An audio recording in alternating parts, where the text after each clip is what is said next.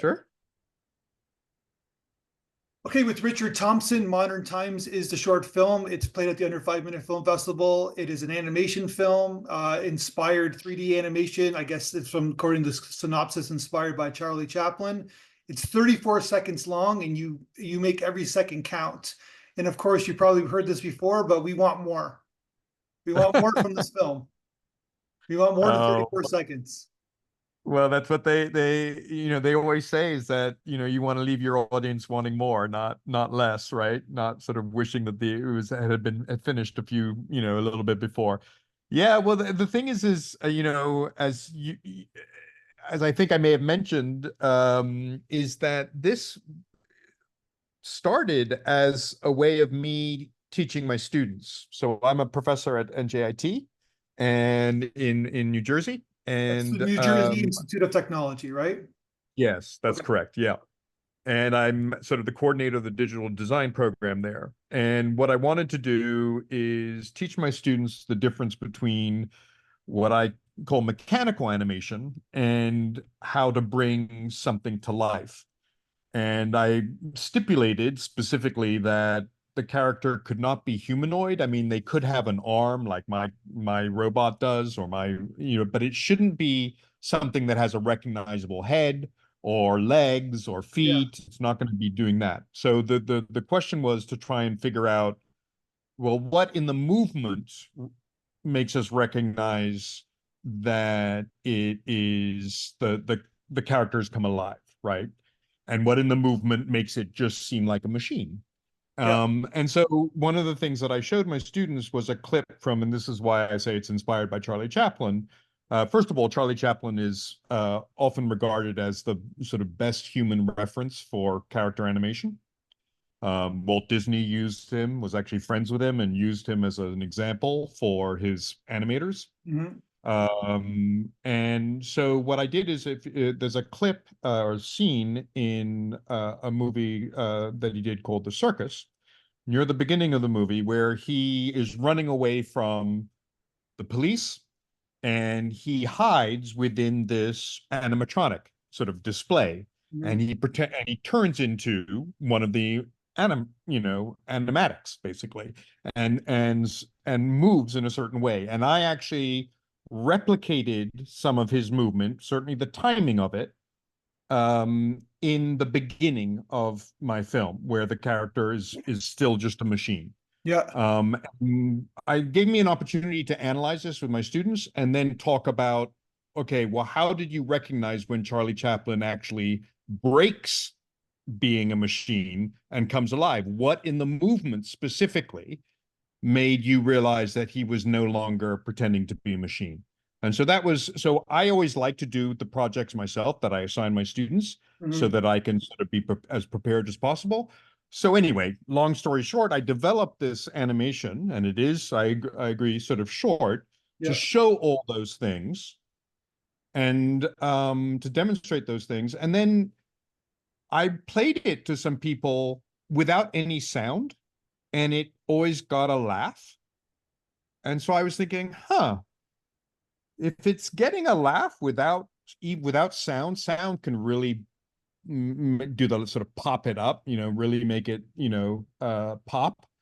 And so I asked my son, actually, who's in the film business, to see whether he would be interested in adding sound. And then I've also seen at festivals where sometimes it starts with an animation that's kind of short. Mm-hmm. Um,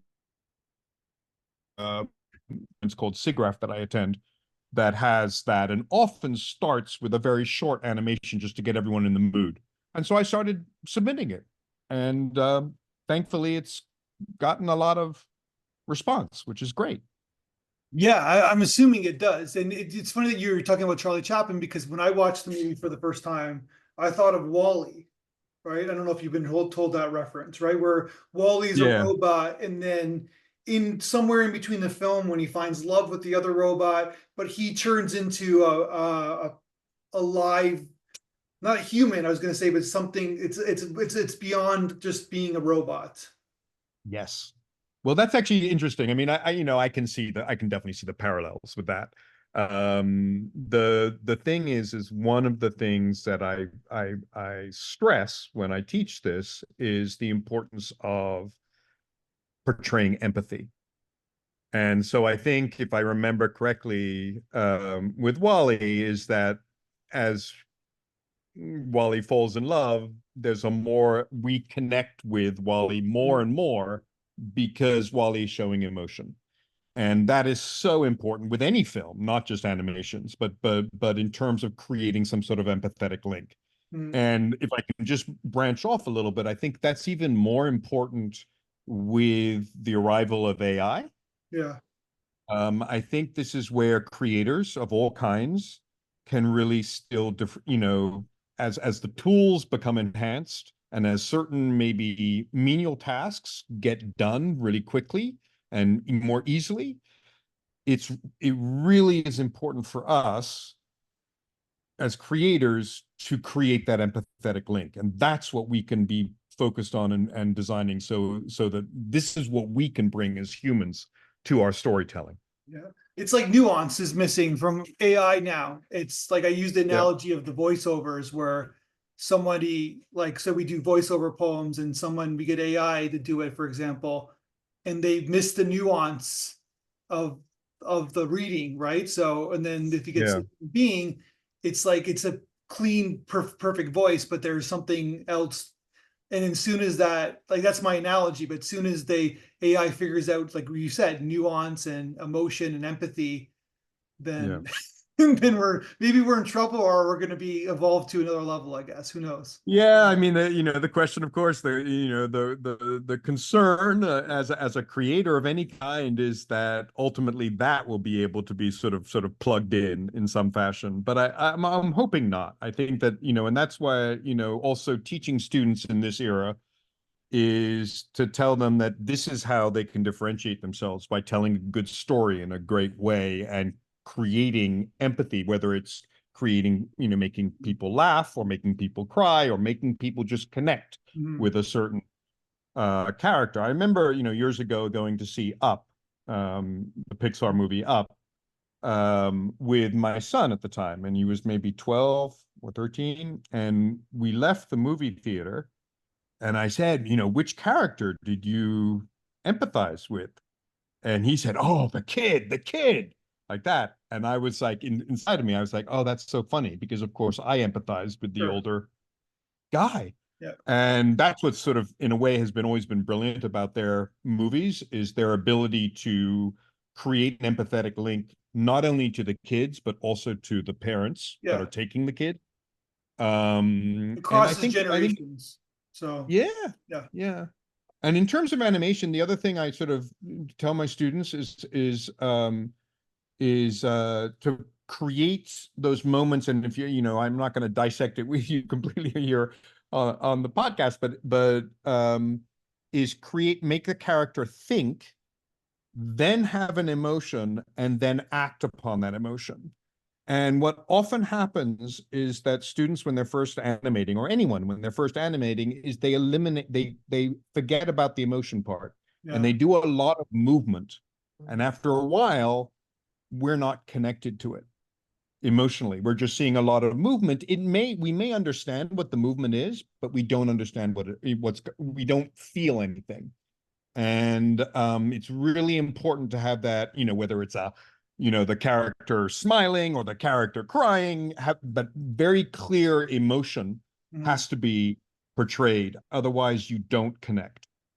I love that you're saying that because you're a professor, you're a teacher, and you're talking about storytelling basically to your students. And sometimes I'm being very general, of course, is that sometimes in film schools or like schools like yourselves, it's all about the technical, it's all about the execution of something, and they forget the story. Yeah. And I love that it's that's the core. Let's start with the Yeah. storytelling, and then we can get into the technical nitty gritty of like how to execute the animation, or so to say. So I love that you're saying that because I don't see it often, right? So sometimes, Yeah. like, of course, I'm being general. It's like maybe things have Right. changed since Right. Right. I've Right. gone, right? But it was always Yeah. about the technical. It was never about the story. Well, it's funny also because, I mean, I don't know if you notice it granted, it's a very short Yeah. animation, but I don't move the camera either. Yeah. And I require in my students, I tell them no movement of the camera because there's a tendency to want to move everything once you start animating and thinking that the more movement you have, the better. And the problem with that is the more you move your camera, the harder it is for the viewer to understand what's going on. I'm not saying that you can't move your camera, Yeah. but for sure you can. But by and I tell my students, embrace the limitations, because once you've set your camera, now that actually eliminates that part of your design. You're like, okay, now I've got to tell my story within that frame.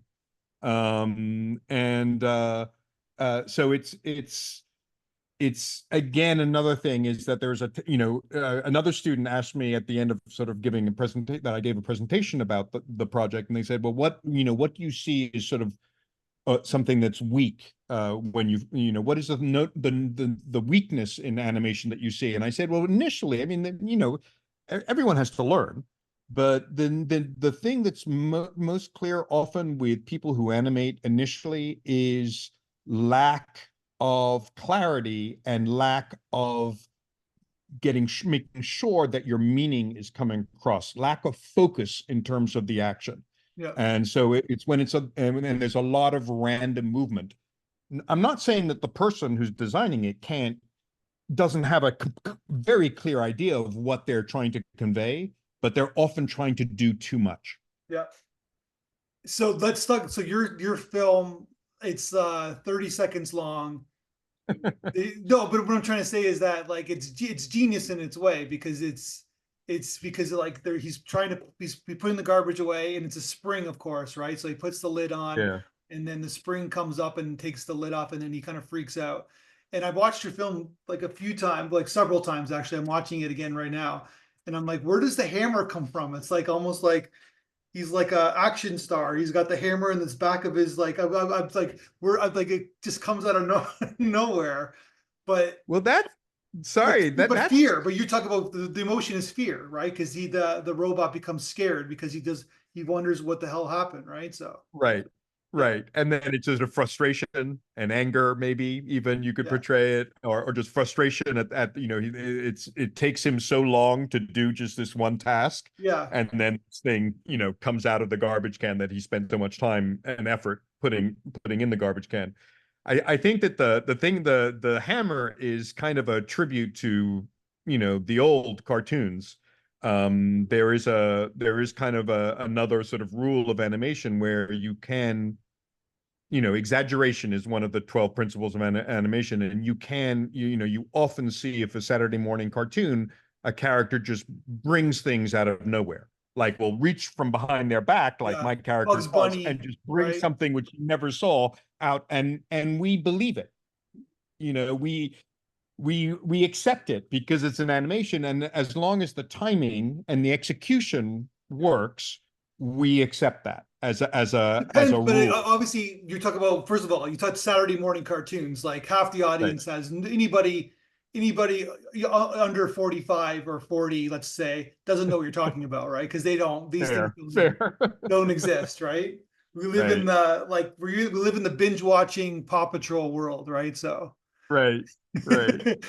for the No, kids, that's a fair assessment. I mean, the funny thing yeah, is that, I mean, just going back on Charlie Chaplin, is I yeah, introduced Charlie Chaplin, and nowadays I have to actually sort of say who knows who Charlie Chaplin yeah, even is. yeah, And then I show and and it's fewer and fewer students. And then I show them a picture of the person, and then maybe a couple more people, oh yes, yeah, but it's interesting that way. Yeah, I mean, if you think of the old,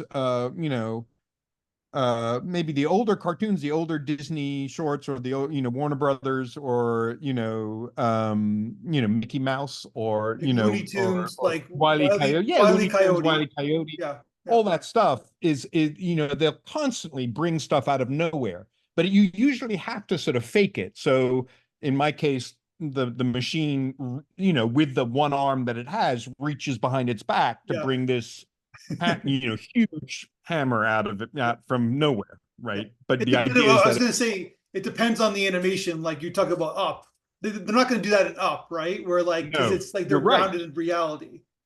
Yes, the zany kind of old. It's like an old school animation show, right? So totally. yeah. Yes, yes. Yeah. And I wanted to show that. I mean, the other thing that happens is, and you probably don't happen because it happens so fast, is that while a machine and acting like a machine, the machine doesn't separate itself. But in the moment when it becomes human, the machine almost creates a spine. It curves. That's another thing in terms of the movement of making it come alive.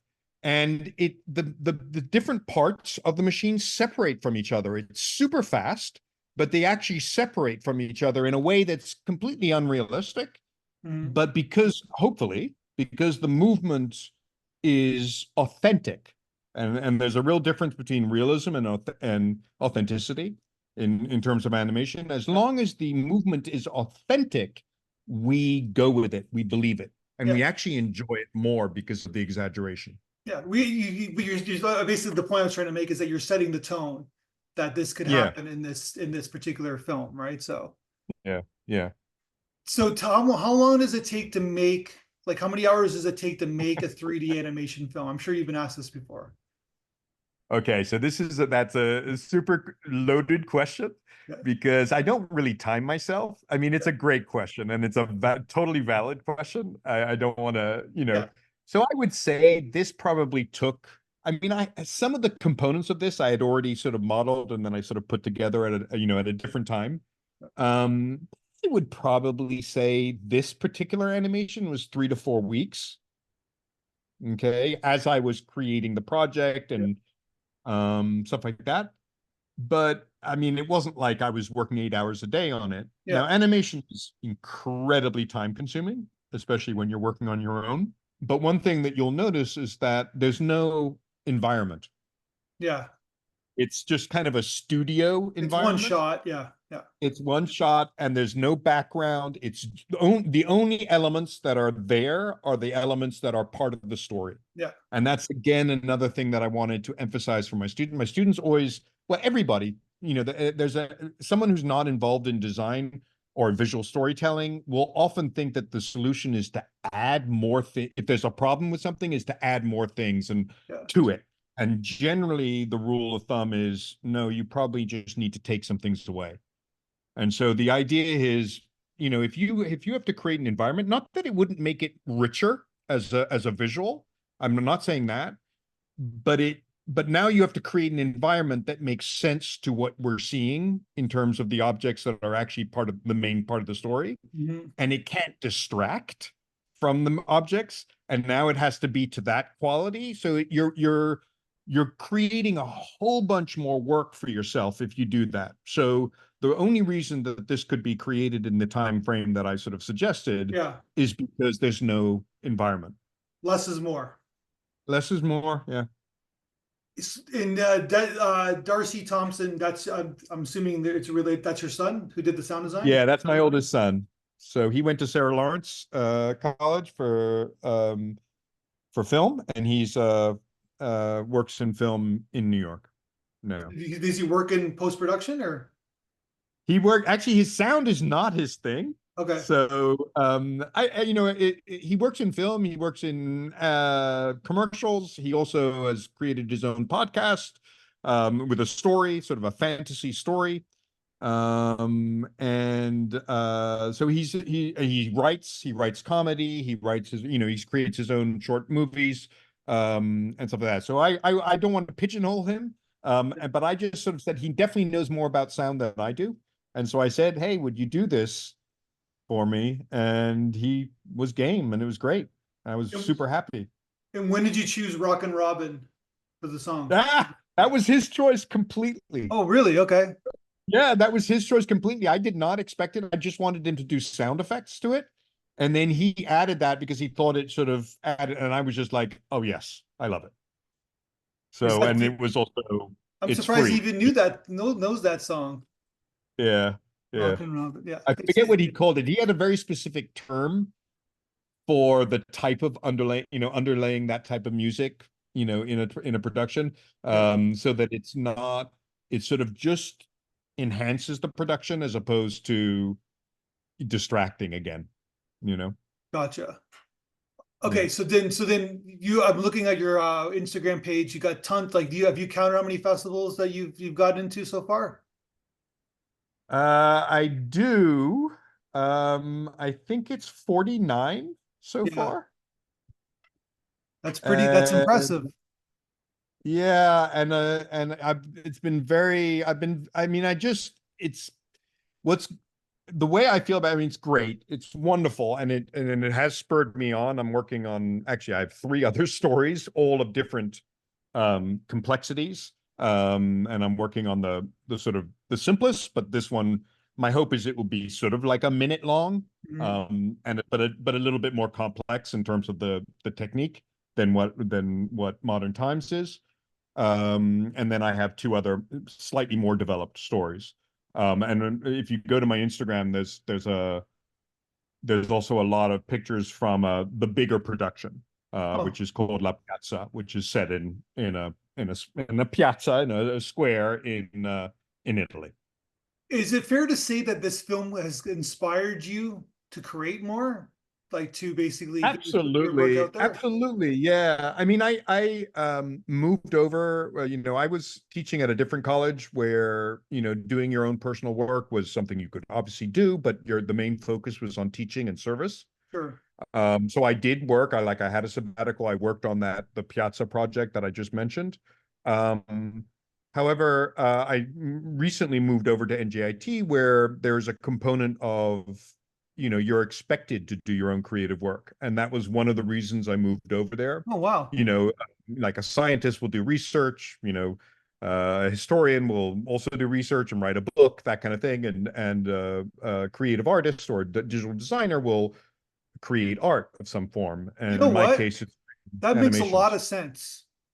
That Yeah, makes a total because you become a better teacher if you're just like some of these film professors just teach film and yeah, they're like 20 years they haven't made a film, they haven't yeah, done anything, right?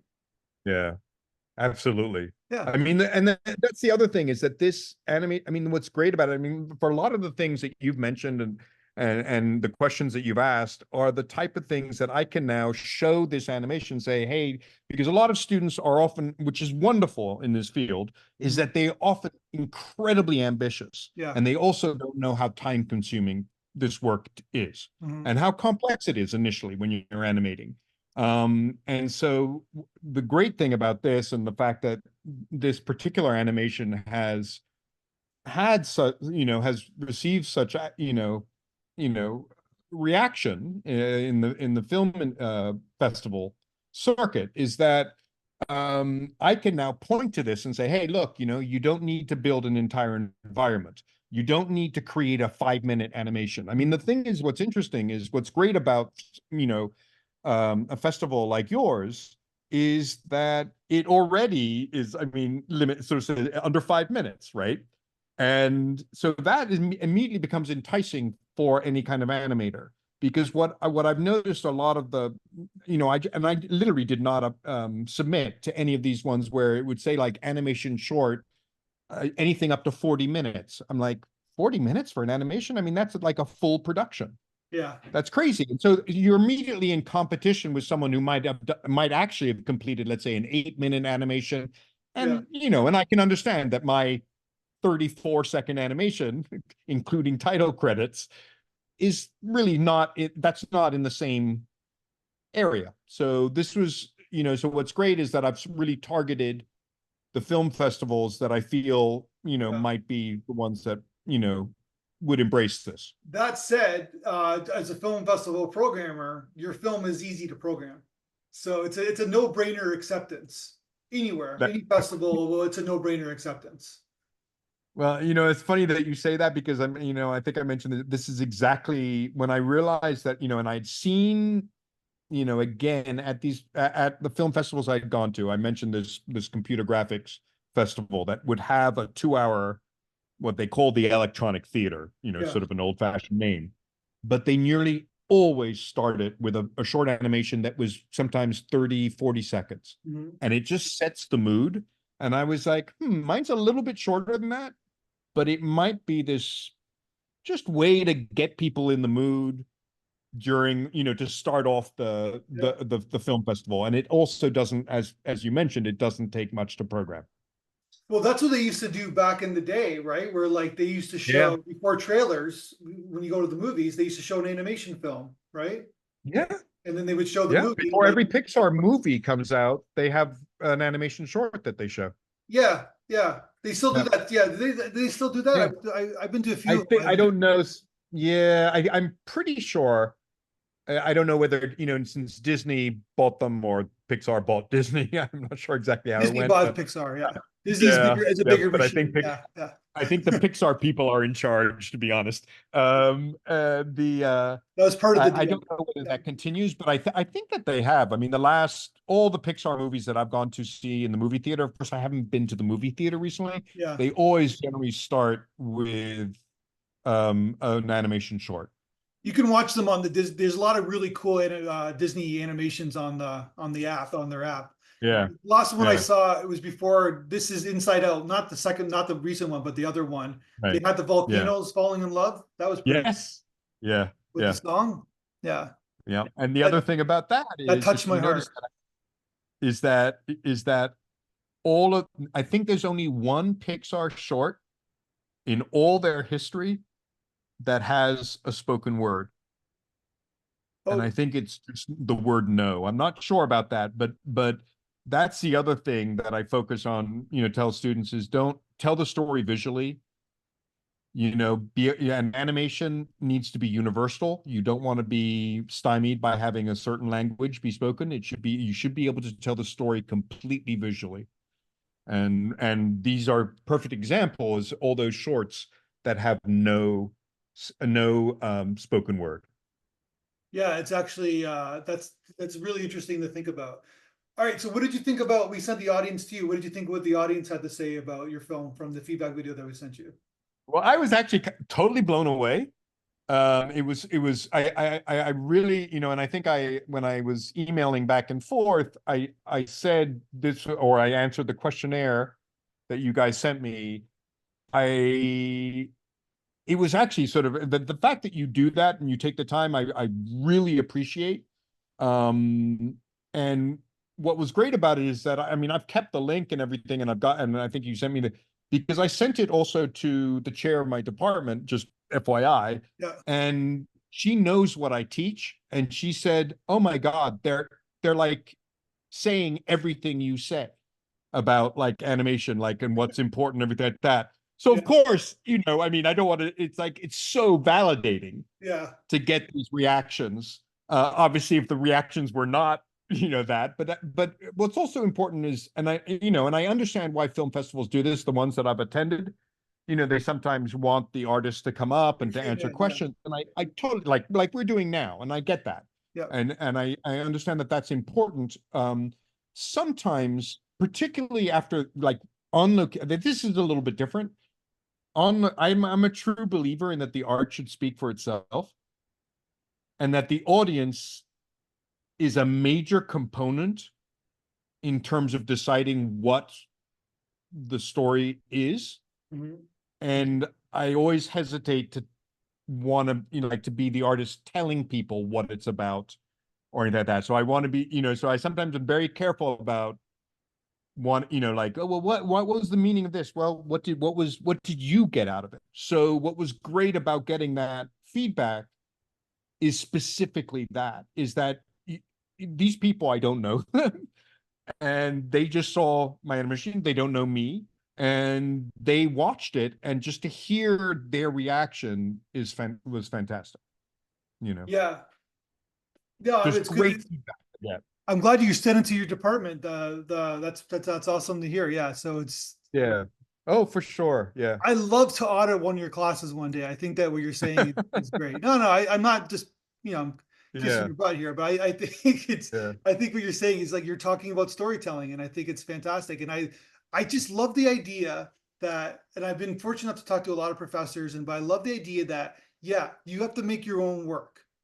Make your own yeah, work. Don't get stagnant with the kids, basically, because you have to, like, it also forces you to to basically like be on the level with them, right? Like it's Yeah, forcing you to just step up to the plate and, you know, hit the ball just like they are, right?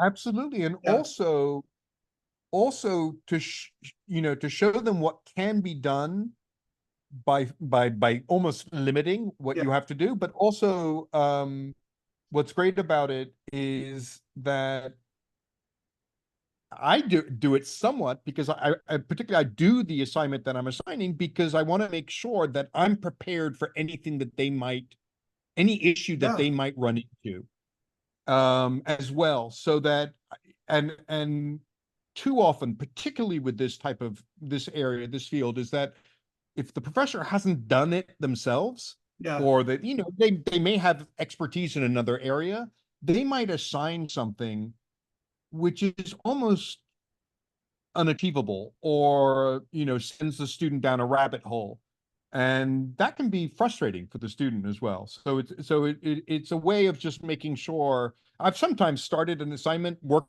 on it myself, and go, this is too much yeah. for my students, and then I sort of have to tailor it down, That's interesting. Well, like think of Yeah. the MIT math professor. They're getting their kids a question that they have to answer that themselves first, right? Yeah. If they can't answer Yeah. the math question, then they shouldn't be giving it to the students, right? So it's the same analogy, 100% agree. right? Yeah. 100%. Yeah. All Absolutely. right, that's amazing. I really, I could have talked to you a lot more because seems like you've had three different lives with your acting and then working on the kids show and things like that. Yeah. But Yeah. let's talk when you make your next film because I want you to make your next film and then we could talk more on the next podcast. It's in the process. That would be awesome. All right, This was so nice. Thank you thank so you so much for your much. time.